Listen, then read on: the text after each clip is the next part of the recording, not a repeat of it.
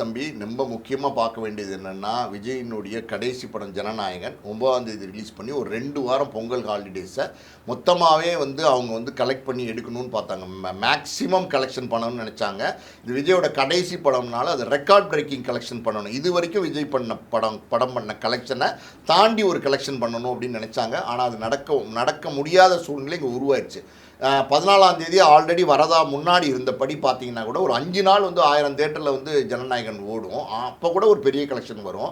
ஆனால் இப்போ 9, 10 அடுத்தடுத்த நாள் வரும்போது ஒரே ஒரு நாள் தான் 1000 தேட்டரில் ரிலீஸ் ஆகும் ஜனநாயகன். அடுத்த நாள்லேருந்து பார்த்தீங்கன்னா இது ஒரு 500 ஸ்க்ரீன், அது ஒரு 500 ஸ்க்ரீன் தான் ரிலீஸ் ஆகும். ஏன்னா பார்த்தீங்கன்னா இதில் அரசியல் வந்துருச்சு. இப்போ விஜய் சினிமா நடிகராக இருந்தால் இந்த பிரச்சனை வந்திருக்காது. விஜய் அரசியல் தலைவராக மாறினதுனால அங்கேயும் அவர் எதிர்க்கிறது இன்றைக்கி ஆளுங்கட்சி டிஎம்கேவை எதிர்க்கிறது.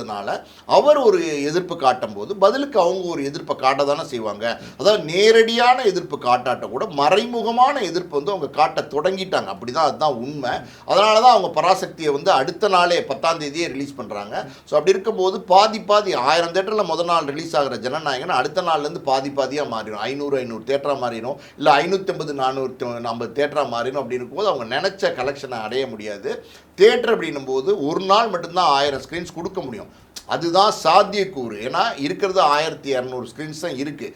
1200 ஸ்க்ரீன்ஸில் ரிலீஸ் பண்ணுறதுக்கு தகுதியாக ஒரு 1100 ஸ்க்ரீன்ஸ் தான் இருக்குது. அப்படி இருக்கும்போது அடுத்த நாள்லேருந்து பாதி தேட்டராக ஷிஃப்ட் ஆகும்போது தேட்ரு அடுத்த நாள்லேருந்து ஷிஃப்ட் ஆகிற தேட்டர்ஸ் விஜய்க்கு ஜாஸ்தி கிடைக்குமா, இல்லை பராசக்திக்கு ஜாஸ்தி கிடைக்குமா அப்படின்னா விஜய்க்கும் என்ன கிடைக்குதோ அது பராசக்திக்கும் கிடைக்கும். பராசக்திக்கு கொடுக்கப்படுற ஸ்க்ரீன்ஸில் ஒரு 50 ஸ்க்ரீன்ஸ் வேணால் ஜனநாயகனுக்கு ஜாஸ்தி இருக்கலாமே தவிர நேரடி போட்டி, நெருக்கமான போட்டி, நிச்சயமாக பலமான போட்டி இருக்கும்.